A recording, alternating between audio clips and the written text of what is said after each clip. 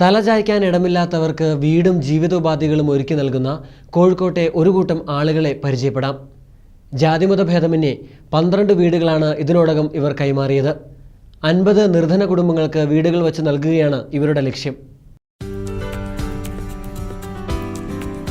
ഈ ഭവനങ്ങളിലെ അന്തേവാസികൾ ഇന്ന് അന്തിയുറങ്ങുന്നത് ആശ്വാസത്തോടെയാണ്. സ്വന്തമായി ഒരു തുണ്ട് സ്ഥലമോ കയറിക്കിടക്കാൻ ഇടവും ഇവർക്ക് ഉണ്ടായിരുന്നില്ല. ഇന്ന് ഈ വീടുകൾ ഇവർക്ക് സ്വന്തമാണ്.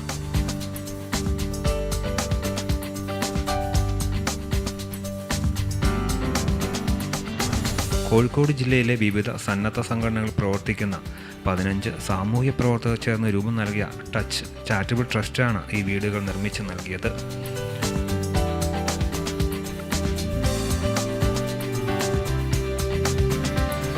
പന്ത്രണ്ട് കുടുംബങ്ങൾക്കാണ് ഇവർ വീട് വെച്ച് നൽകിയത്. കോഴിക്കോട് പൈമ്പ്രയിൽ സ്വന്തമായി വാങ്ങിയ 2 ഏക്കറോളം വരുന്ന സ്ഥലത്താണ് വീടുകൾ നിർമ്മിച്ചത്.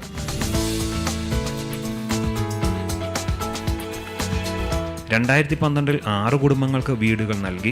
ഏതാനും ദിവസങ്ങൾക്ക് മുമ്പ് 6 പേർക്ക് കൂടി വീടുകൾ കൈമാറി. 50 നിർധന കുടുംബങ്ങൾക്കെങ്കിലും സ്വന്തമായി വീട് ഒരുക്കി കൊടുക്കുകയാണ് ഇവരുടെ ലക്ഷ്യം. പാർപ്പിടം, ഭക്ഷണം, വിദ്യാഭ്യാസം, ആരോഗ്യം, ചികിത്സാരംഗത്ത് ഇതിൽ നിന്നുകൊണ്ട് ഊന്നിക്കൊണ്ടുള്ള പ്രവർത്തനമാണ് മുമ്പോട്ട് കൊണ്ടുപോകുന്നത്. അത് ഓരോ ദിവസം കഴിയും തോറും നമ്മൾ കൂടുതൽ ആളെ കണ്ടെത്തുക. ഇതിൻ്റെ ഒരു അടിസ്ഥാനം നമ്മൾ ചിന്തിച്ചാൽ യഥാർത്ഥത്തിൽ നാട് ഭരിക്കുന്ന ആളുകളാണ് ഇവരുടെ സ്വയം പര്യാപ്തത എത്തിക്കേണ്ടത്. കാരണം ഇതൊക്കെ ജനത്തിൻ്റെ സാധാരണക്കാരുടെ മൗലിക അവകാശങ്ങളാണ്. ഇതിൽ നിന്ന് ഭരണകൂടങ്ങൾ ദിനംപ്രതി എന്നോട് പിന്മാറിക്കൊണ്ടിരിക്കുക. പ്രത്യേകിച്ചും ജനങ്ങൾക്കുണ്ടായിരുന്ന ആരോഗ്യം, വിദ്യാഭ്യാസം, കുടിവെള്ളം, പാർപ്പിടം, ഇത്തരം മേഖല പണമുള്ളവന് മാത്രമേ അത് സാധിക്കൂ. പണമില്ലാത്തവൻ അരിക്കാക്കപ്പെടുക. അപ്പോൾ ആ ഒരു ഘട്ടത്തിൽ നിന്നുകൊണ്ടാണ് നമുക്കെന്ത് ചെയ്യാൻ പറ്റും. ഇത്തരം മനുഷ്യരെ കണ്ട് അതിൽ നിന്നൊക്കെ പിന്മാറി നിസ്സംഗരായി നിൽക്കുന്നതിന് പകരം നമുക്കെന്ത് ചെയ്യാൻ പറ്റുന്ന ചിന്തയുടെ ഭാഗമായിട്ടാണ് ഇങ്ങനെയൊന്നും ഉണ്ടായത്. ട്രസ്റ്റിന് മുന്നിൽ വരുന്ന അപേക്ഷകളിൽ വിശദമായ അന്വേഷണം നടത്തിയതിനു ശേഷമേ വീടിന്റെ നിർമ്മാണത്തിലേക്ക് ഇവർ കടക്കുകയുള്ളൂ. വീടുകൾ ലഭിച്ച കുടുംബങ്ങളിൽ മിക്കതും വിവിധ അസുഖങ്ങളാൽ ബുദ്ധിമുട്ടുന്നവരാണ്. അതിനാൽ ഇവർക്ക് ഉപജീവനത്തിനുള്ള മാർഗവും ഇവർ ഒരുക്കി കൊടുത്തിട്ടുണ്ട്.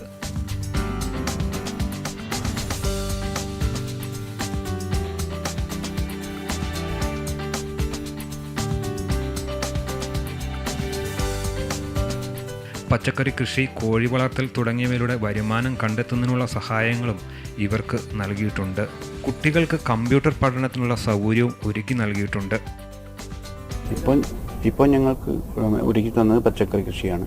അതിനോടനുബന്ധിച്ച് താഴോട്ട് ഒരു 2 ഇതേമാതിരി തന്നെ ഇത്ര സ്ഥലത്ത് മറ്റുള്ള സ്ഥലവും കൂടി എനിക്ക് പച്ചക്കൃഷി ചെയ്യാനും, കൂടാതെ താഴെ കോഴി ഫാം ഞങ്ങൾക്ക് 12 വീട്ടുകാർക്ക് കോഴി ഫാം തുടങ്ങാൻ കോഴിക്കൂടൊക്കെ എത്തിക്കഴിഞ്ഞു. ഒരു മാസത്തിനുള്ളിൽ കോഴിയൊക്കെ എത്തും. ഇതൊക്കെ അവർ ചെയ്തതാണ്. പരസ്പരം സ്നേഹത്തോടെ കഴിയണമെന്ന നിബന്ധന മാത്രമാണ് ഈ കുടുംബങ്ങൾക്ക് മുന്നിൽ ട്രസ്റ്റ് വെച്ചിട്ടുള്ളത്. യാതൊരു കോട്ടവും സംഭവിക്കാതെ ആ ഉറപ്പ് ഈ കുടുംബങ്ങൾ പാലിച്ചു പോരുന്നുണ്ട്. തലചായ്ക്കാൻ ഇടമായതോടെ ജീവിതം പച്ചപിടിക്കാൻ തുടങ്ങിയതായി അന്തേവാസികൾ തന്നെ സാക്ഷ്യപ്പെടുത്തുന്നു.